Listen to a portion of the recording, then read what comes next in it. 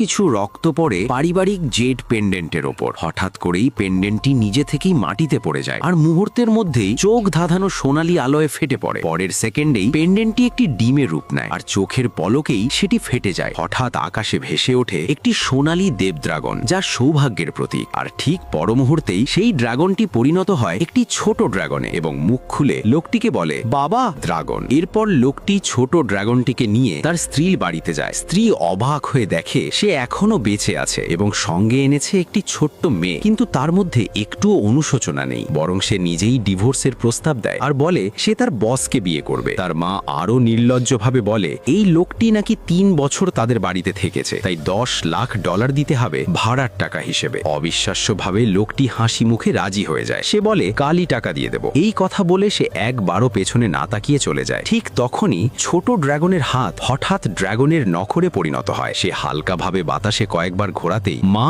ও মেয়ে দুজনেরই মুখে গুরুতর আঘাত লাগে আর তারা সোফায় লুটিয়ে পড়ে। লোকটি ছোট ড্রাগনকে নিয়ে একটি হোটেলে ওঠে। পরদিন সকালে ঘুম ভেঙে সে দেখে পুরো রুম বন্ধ। ড্রাইভার পেছনে তাকিয়ে দেখে তারা উধাও, শুধু আকাশে এক দেব ড্রাগন উড়ছে। গ্রামে মিনওয়াইল কিছু লোক পালক বাবা মার লাশ ঘিরে দাঁড়িয়ে। চেয়ারম্যান বলে তাড়াতাড়ি দাহ করতে হবে যাতে প্রমাণ নষ্ট হয়ে যায়। সে বলে লোকটি সময় মতো ফিরতে পারবে না। ঠিক তখনই ভিড় ঠেলে লোকটি সামনে এসে দাঁড়ায়। অবাক চেয়ারম্যান তাড়াহুড়ি করে বলে দাহ করে ফেলুন। লোকটি বাবা মাকে ছুঁয়ে বলে ওরা এখনো বেঁচে আছে। সে তাদের বাড়ি নিয়ে যায় আর বুঝতে পারে এই আঘাত কোনো দুর্ঘটনার নয়, সত্য জানার জন্য তাদের বাঁচানো জরুরি। তখন সে ছোট ড্রাগনকে বলে এটা তোমার জন্য সহজ তাই না? ছোট ড্রাগন সঙ্গে সঙ্গে নিজের আঙুল কামড়ে 1 ফোঁটা ড্রাগনের রক্ত তৈরি করে আর সেটি ছিটিয়ে দেয় তার পালক বাবা মার শরীরে।